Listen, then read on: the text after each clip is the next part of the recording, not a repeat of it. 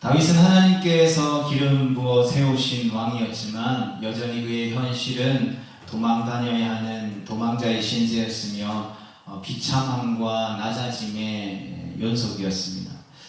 하나님께서 그에게 크신 은혜를 베풀어 주셨고 그의 머리에 기름을 부어 주셨으며 그를 왕으로 세워 주셨습니다. 하지만 그의 길에는 계속해서 고난과 역경이 이어지게 됩니다. 그러나 그 길은 하나님의 은혜를 경험하는 길이었으며 특별히 다윗과 같은 고난과 역경을 오늘날 겪고 있는 우리 모두에게 주시는 하나님의 위로의 여정이다라고 할 수 있을 것입니다. 오늘 본문에 보면 계속해서 다윗은 낮아지고 있는 것을 보게 됩니다. 그러나 동시에 낮아진 가운데 역사하시는 그 하나님의 놀라운 은혜들을 경험하는 역설적인 장면들이 계속해서 나오는 것을 보게 됩니다. 다윗은 낮아지지만 그 낮아짐을 통해서 하나님의 능력이 나타나며 하나님은 높이 영광과 찬송을 받으시는 것이죠. 본문 앞절인 21장 10절과 15절의 말씀을 보면 다윗은 블레셋의 심장이자 골리앗의 고향인 이 가드로 잠시 피하게 됩니다. 홀로 원수 적진 한가운데에 들어간 것이죠. 다윗이 몰래 숨어 들어갔다고 한들 이 다윗이 이스라엘에서 유명한 만큼 이 블레셋에서도 굉장히 유명하지 않았겠습니까? 그럼에도 불구하고 사울에게 있어서 다윗이 얼마나 생명의 위협을 받았는지 같은 민족인 사울보다 원수인 그 블레셋이 더 안전하다고 여길 정도였다는 것이죠. 당연히 블레셋 사람들이 블레셋 땅에 온 다윗을 알아보고 그를 경계하게 됩니다. 그래서 다윗은 살기 위해서 미친 척을 하게 되는 것이죠. 어찌어찌해서 다윗은 하나님의 나라가 임하고 하나님의 뜻이 이루어지기 위해서 스스로 가장 낮고 비참한 자리로 나아가야 했습니다. 그리고 그곳에서 하나님의 은혜로 살아남게 되죠. 그리고 그 살아남았던 그 간증을 기록한 것이 시편 37편의 말씀이잖아요. 다윗이 엄청난 대배우였기 때문에 연기를 잘했기 때문에 미친 척 연기를 할 때 그 블레셋 사람들이 다 속아 넘어갔던 게 아니라는 것이죠. 하나님이 다윗과 함께 하셨기 때문에 블레셋 사람들의 눈을 가리어 보셨던 것이죠. 다윗이 미친 짓 했다고 해서 그들이 바보였겠습니까? 자신들에게 이 불이익을 줄 수 있는 다윗을 얼마든지 처리할 수 있었다는 것이죠. 그럼에도 불구하고 미친 짓 했던 그 다윗을 그들은 외면하고 모른 채 하고 이제 풀어주게 되는 은혜를 경험하게 되는 것이죠. 그런 하나님의 은혜를 경험하고 난 다윗이 이제 가드를 떠나서 우리가 잘 알고 있는 아둘람 굴로 이제 도망하게 되는 것이죠. 그것은 돌산이 많은 험악한 사막지대여서 숨을 곳도 많고 바위들도 많고 그에 따른 이 석회 동굴이라고 하죠. 그런 것들이 많이 있었던 지역입니다. 그래서 실제로 많은 사람들이 그곳에 숨어 살았다라고 역사적으로 기록하고 있기도 합니다. 그곳에 이제 두 부류의 사람이 모여들게 되는 것이죠. 첫 번째로는 다윗의 가족들입니다. 사울의 위험이 그의 가족들에게도 미쳤고 다윗의 부모님은 온 형제와 친척 그리고 사울의 위협 앞에 도망쳐서 숨을 수밖에 없었다는 것이죠. 또 한 부류는 환난 당한 모든 자, 빚진 모든 자, 마음이 원통한 자들이 이제 다윗에게로 모여드는 것이죠. 그리고 다윗에게 이와 같이 모인 자들이 약 400명 정도 되었다라고 기록하고 있습니다. 다윗은 그들의 우두루머리가 되었고 언뜻 보면 400명을 거느리고 있기 때문에 뭔가 뜻을 도모해 볼 수 있을 만한 세력이라고 여겨지기도 했을 것입니다. 그러나 사실 이렇게 모인 사람들이 다윗에게 힘과 유익만 된 것은 아니다라는 것이죠. 한쪽은 이렇게 돌보고 책임져야 할 가족이었던 것이죠. 그런데 어쩌면 그 가족들은 다윗 때문에 벌어진 고통이었기 때문에 이전에도 그랬을 거고 지금도 마찬가지로 다윗을 응원하기보다는 그에게 불평하고 원망을 쏟아낼 수 있었을 거라는 것이죠. 아무리 다윗이 기름 부음 받고 골리앗을 물리치고 이력 스타덤에 올랐겠지만 예수님도 함께했던 가족들에게 인정받는 것이 쉽지 않았기 때문에 당시에 막내로서 인간 취급 이하에 받았던 다윗이 시간 얼마 지나지 않았다고 해서 가족들로부터 또 다른 엄청난 대우를 받았던 것은 아니다라는 것이죠. 그런 의미에서 가족들이 어떤 도움으로 여겨졌기보다는 짐으로 여겨졌을 가능성이 높다는 거죠. 다른 쪽은 말 그대로 환난을 피해서 숨은 자들이라는 거죠. 때로는 빚을 지고 갚지 못한 자들, 도망한 자들, 억울한 일을 당했으나 해결할 수 없는 마음의 분노가 가득한 사람들이 모였다는 것이죠. 그러니까 아둘람굴에 모인 사람들은 고통당한 자였고 실패했고 절망으로 현실을 어쩌면 도피한 사람들이었다는 것이죠. 그러니까 아둘람이라는 장소 자체가 그런 사람들이 모여서 숨는 곳이었다는 것이죠. 그리고 사실 그들이 다윗을 위해서 나왔겠습니까? 도망가다가 어찌어찌 아둘람 굴로 와서 보니까 거기에 다윗이 있었던 것이고, 다윗을 보고 다윗이 골리앗을 무찔렀던 인물이었으니까 뭔가 자신들을 보호해 줄 수 있을 것 같은 그러한 느낌적인 느낌이 들었기 때문에 자신들의 인생을 일단 맡겨보기로 했던 것이라고 생각되는 것이죠. 그래서 다윗에게 그들이 도움이 되었다기보다는 다윗에게 엄청난 짐이었다는 것이죠. 방금 전까지만 해도 이 블레셋 왕 앞에서 미친 체 하면서 겨우겨우 목숨을 부지하고 겨우 사막 굴로 도망쳐온 그 20대 초반 전후의 그 다윗에게 있어서 이들이 엄청난 도움이 되는 것이 아니라 부담이고 짐으로 다가왔다는 것이죠. 그런데 이와 같이 아둘람굴에 모인 400명의 사람들은 이 신약 성경에 기록된 주님께서 부르시는 교회의 모습과도 너무나도 비슷하다는 것이죠. 바로 고린도 교회를 향해서 주님께서 교회를 부르신 자들의 모습을 우리 이렇게 설명하고 있습니다. 괜찮으시면 고린도전서 우리 1장을 좀 함께 살펴보기를 원합니다. 고린도전서 1장 26절로 28절까지 말씀입니다. 신약성경 고린도전서 1장 26절로 28절까지 말씀입니다. 찾으셨으면 1장 26절로 28절까지 말씀 함께 보겠습니다. 시작. 형제들아 너희를 부르심을 보라. 육체를 따라 지혜로운 자가 많지 아니하며 능한 자가 많지 아니하며 문벌 좋은 자가 많지 아니하도다. 그러나 하나님께서 세상에 미련한 것들을 택하사 지혜 있는 자들을 부끄럽게 하려 하시고 세상에 약한 것들을 택하사 강한 것들을 부끄럽게 하려 하시며 하나님께서 세상에 천한 것들과 멸시받는 것들과 없는 것들을 택하사 있는 것들을 폐하려 하시나니. 아멘. 바로 아둘람굴에 모인 사람들과 비슷한 사람들이라는 것이죠. 아둘람굴에 있었던 사람 중에 지혜로운 자, 능한 자, 문벌 좋은 자 등과 같이 다윗에게 유익이 될 만한 자가 있었던 것이 아니라는 것이죠. 오히려 그들은 미련했고 약했으며 천하고 멸시받는 자들이었다는 것이죠. 그러니까 겉으로 볼 때에 자랑할 만한 사람은 아무도 없었다는 것이죠. 예수님께 모여들었던 이들도 바로 그런 사람들이었습니다. 마가복음 1장 32절로 33절 말씀에 보면 이렇게 기록하고 있습니다. 정으로 해질 때에 모든 병자와 귀신 들린 자를 예수께 데려오니 온 동네가 그 문 앞에 모였더라. 아멘. 예수님께 온 사람들이 당시에 어떤 부자들이나 어떤 권력이 있는 자들이나 권세가 있는 자들이나 어떤 명예가 있는 자들이나 소위 말해서 좀 산다 하는 사람들, 좀 난다긴다 하는 사람들이 몰려온 게 아니다라는 것이죠. 어떤 사람들이 왔습니까? 모든 병든 사람, 그리고 모든 귀신 들린 자들이 왔다라는 것이죠. 나병한 자, 걷지 못하는 사람, 보지 못하는 사람, 말 못하는 자, 또 더러운 세리들, 부정한 여인들, 이방인들, 사람 같지 못했던 아이들이었다라는 것이죠. 그리고 예수님이 당시에 하나님의 말씀을 전하고 또 사람들과 만났던 장소가 경건하고 차분하고 이런 자리가 아니었다는 것이죠. 시장 한복판에 있는 엄청 유명한 사람들이 많이 모이는 시장 한복판에 앉아서 대화하는 것과 같은 그러한 상황이지 않았을까요? 모두가 다 자신이 고침받기를 원하고 관심받기를 원하고 위로받기를 원하는 그러한 사람들로 넘쳐났던 것이 바로 예수님이 계셨던 그 자리였다는 것이죠. 마찬가지로 아둘람들도 그렇지 않았을까요? 모두가 다 사연을 가진 사람들이라는 거죠. 그들이 모여서 하소연할 데 없는 그 인생이 다윗을 만나 다윗에게 그 모든 하소연을 털어 놓았다는 것이죠.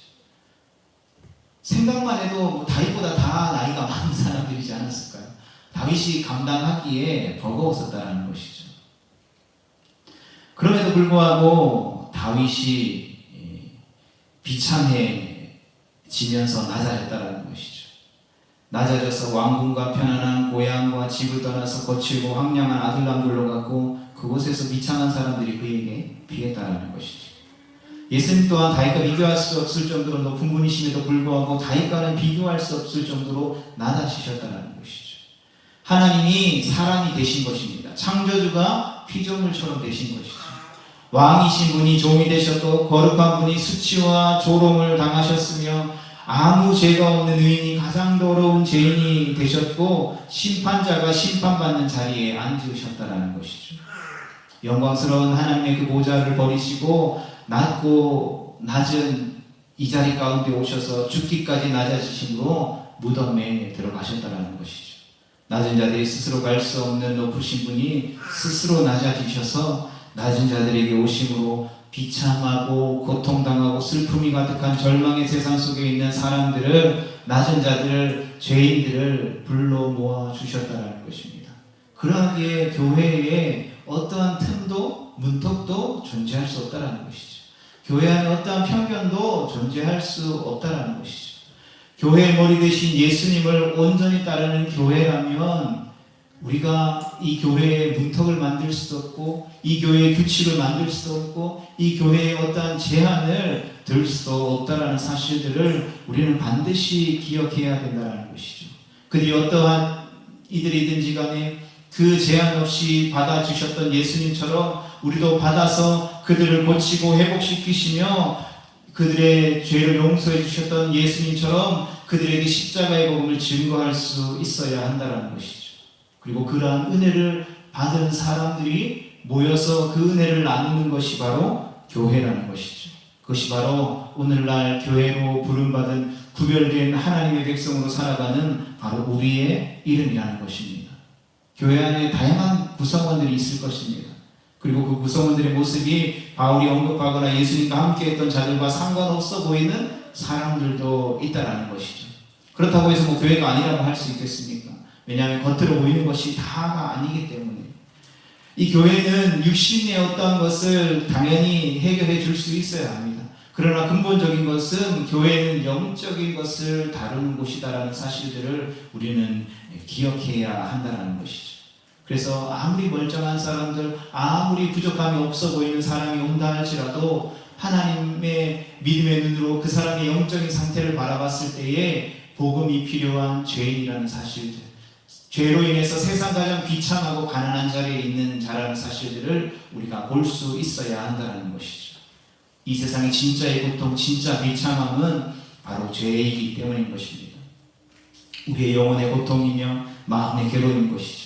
아무리 구하고 높고 건강해도 죄의 유혹에 넘어지고 하나님을 부인하며 참된 구원과 영생의 기쁨을 누리지 못한다면, 하나님의 말씀에 귀를 막고 하나님과 함께하지 않으면, 그저 세상을 쫓아 살아가고 있다면 가장 가난한 자요, 가장 약하고 가장 비참한 자라고 할 수 있다는 것이죠.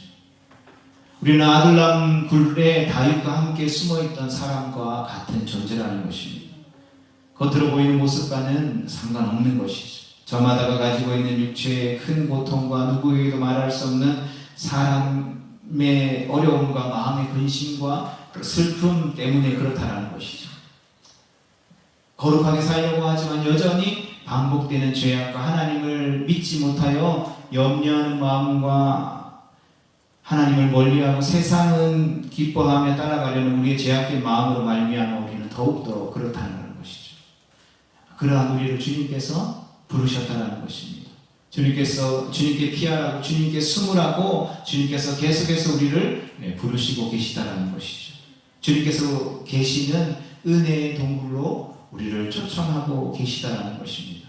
그리고 그 동굴에서 우리를 부르셔서 회복시키시고 구원하시는 것이죠. 그리고 주님은 구원하신 우리를 통하여서 하나님의 나라의 역사를 이루어 가기를 원하신다는 것입니다. 계속해서 이 다윗과 가족이 이제 요단 서편 블레셋 땅에서 요단 동편에 이제 모압 땅으로 건너가게 됩니다.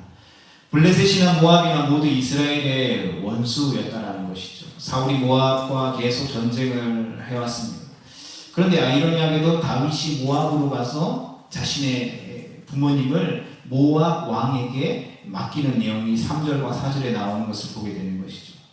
여러분, 어떻게 이런 일이 가능했을까요? 어떻게 원수에게, 전쟁하고 있는 그 원수에게 부모님의 생명을 맡길 수 있겠습니까?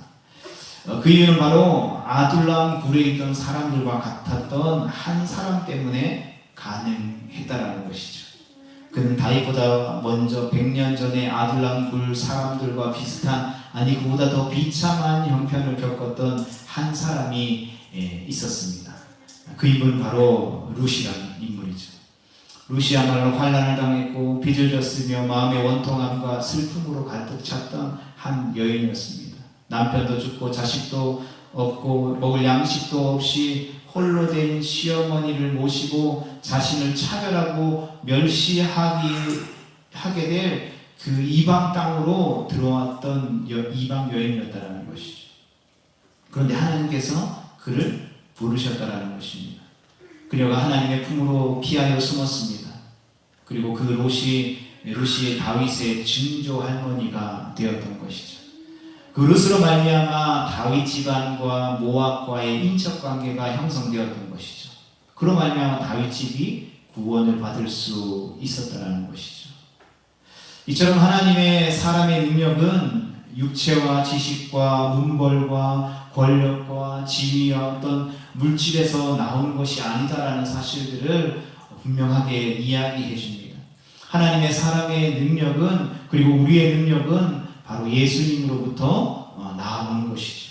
그래서 고린도전서 1장 30절로 31절 말씀에 보면 너희는 하나님으로부터 나서 그리스도 예수 안에 있고 예수는 하나님으로부터 나와서 우리에게 지혜와 의로움과 거룩함과 구원함이 되셨으니 기록된 바 자랑하는 자는 주 안에서 자랑하라 함과 같게 하려 함이라. 아멘. 나는 미련해도 내가 믿는 예수님이 지혜로우시기 때문에 우리는 세상 그 누구보다도 지혜로운 자라 말할 수 있는 것입니다.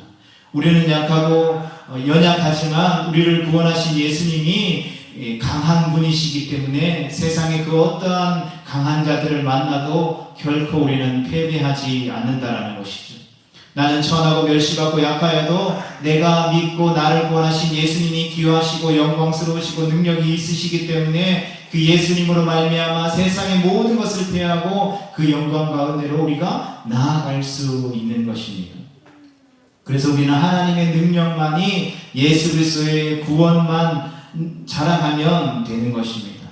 이를 위해서 주님께서 우리를 그 비참한 가운데에 부르셨다라는 것이죠. 성도 여러분, 우리는 다 아둘람 굴에 숨어 있었던 사람들보다 훨씬 더 복된 사람임을 확신합니다. 다윗과는 비교할 수 없는 분이, 다윗보다 훨씬 더 크신 분이, 다윗이 주라고 부르며 찬양하던 그분이 바로 우리의 주님이시고 우리의 구원자이시며 우리의 대장이시기 때문입니다. 우리가 룻과 같다면, 아둘람 굴에 있는 사람들과 같다면 하나님께서 오늘도 우리를 부르시고 새롭게 하셔서 이 은혜의 역사, 하나님의 나라의 역사를 이루어 가실 것이다라는 것이죠. 이 믿음의 확신 가지고 계속해서 주님께로 가까이 더 나아갈 수 있는 귀하고 복된 우리 모두가 되어질 수 있기를 축복합니다. 이제 선지자 다시 다윗을 향하여 5절에서 선포합니다. 이 요새에 있지 말고 떠나 유다 땅으로 들어가라. 아멘. 선지자 다시 이제 다윗을 향하여서 고향으로, 약속의 땅으로, 하나님의 백성에게로 돌아가라라고 말하고 있습니다. 우리가 기억해야 될 것은 다윗을 그 원수의 손에서, 또 다윗의 가족을 보호한 것도 그 어떠한 것도 다윗을 실제로 살린 것이 아니다라는 사실들을 우리는 기억해야 합니다. 선지자 가시 다윗에게 보낸 유다는 단순히 다윗의 고향을 의미하는 것이 아닙니다. 유다 지파에서, 다윗이 유다 지파에서 예수님이 나셨다라는 것이죠. 이 말인즉슨 이 선지자 갓이 다윗에게 요새 있지 말고 떠나 유다 땅으로 들어가라라는 이 표현은 바로 예수님께 숨으라는 것이죠. 오직 예수님께만 구원이 있다라는 예언적인 말씀을 선지자 갓이 다윗에게 선포하고 있는 것입니다. 그리고 다윗은 그 선지자 갓의 말을 듣고 유다 땅으로 피하게 됩니다. 그리고 성경은 자신을 보호해 줄 수 있는 요새가 아니라 사방이 뚫려 있는 숲풀 속으로 들어가게 되는 것이죠. 그러나 이것 또한 영적으로 우리에게 주는 메시지가 있다는 것이죠. 아무리 강한 요새라고 해도 하나님이 함께 하시지 아니하시면 그것은 결코 안전할 수 없다는 것을 의미해 주는 것이죠. 그러나 아무리 사방이 뚫려 있는 숲풀이다 할지라도 하나님께서 함께 하시면 요새보다 그 어떠한 요새, 견고한 요새보다 더 안전한 곳이 된다는 것입니다. 그 안에, 그 숲풀 안에 하나님이 함께 하시면 그 어떤 강한 것보다 더욱더 강한 힘과 지혜와 능력과 승리가 있다는 것이죠. 이 땅에서 가장 약한 모습으로 계셨던, 풀과 같이 약한 모습이셨던 예수님께서 우리 모두에게 모든 것보다 강하고 능하신 산성이시며 요새라는 것을 말씀해 주고 있다는 것입니다. 다윗이 요새를 떠나서 유다 땅 숲풀로 피했던 것처럼 오늘날 우리에게도 예수 그리스도만이 진정한 보호자이며 구원자이심을 확신합니다. 성도로 오늘날 살아가는 우리에게도 이 말씀이 너무나도 필요합니다. 우리도 어쩌면 이 동굴과 같은 시간들을 보내고 있는지도 모르겠습니다. 주위를 둘러봐도 온통 공격뿐입니다. 거짓과 비난이 가득하고 조롱이 가득합니다. 앞이 어둡고 막막합니다. 끝이 보이지 않는 것 같습니다. 마치 굴 속에 들어와 있는 것 같은 삶이 우리의 삶처럼 여겨지는 것이죠. 그러나 그 동굴에서 주님이 우리를 부르신다는 것이죠. 주님과 함께하는 동굴로 우리를 부르신다는 것이죠. 그 동굴이 주님과 함께하는 아둘람 굴이라면 이 굴은 회복의 동굴이고 소망의 동굴이며 능력과 역사의 동굴인 줄 믿습니다. 그러니 우리의 소망은 오직 하나님께 있음을 우리가 믿어야 할 줄로 믿습니다. 그리고 요새가 아니라 주님께서 함께 하시는 숲풀이 우리의 요새인 것입니다. 막막하고 컴컴한 동굴이 아니라 주님과 함께하는 회복과 은혜의 장소가 바로 숲풀이라는 것이죠. 그러나 우리가 더욱더 기억해야 될 것은 우리가 어떠한 장소, 어떠한 상황, 어떠한 형편에 거하는 것이 중요한 것이 아니라 그곳에서 우리를 부르시는 하나님의 음성에 반응하여 그 하나님을 만나고 경험하며 그 하나님이 우리 가운데에 이루어주시는 그 하나님의 일들을 경험하고 살아가고 있느냐가 더 중요하다는 것이죠. 우리가 아무리 왕궁에 산다 할지라도 그곳에 하나님이 함께 하시지 아니하시면 그것은 결코 왕궁이 될 수 없다는 것이죠. 우리가 아무리 안전한 요새에 있다 할지라도 하나님이 그곳에 함께 하시지 아니하시면 그곳은 결코 안전한 요새가 될 수 없다는 것이죠. 그러나 동굴이든 요새이든 숲풀이든 적진이 있는 원수의 땅이라 할지라도 우리가 하나님과 함께하고 주님께서 우리와 함께 하시면 그곳이 하나님의 은혜와 하나님의 회복과 하나님의 승리와 하나님의 영광을 경험하는 거룩하고 복된 자리가 된다는 것입니다.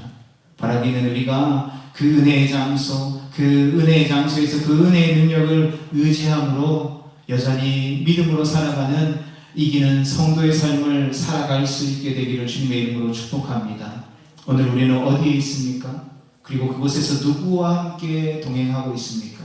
우리를 부르신 삶의 모든 자리 가운데에서 우리와 함께 하시는 주님으로 말미암아 그 어디나 하늘나라임을 선포하고 고백하며 간증하는 복된 성도의 삶을 살아가는 우리 모두가 되어질 수 있기를 주님의 이름으로 축복합니다.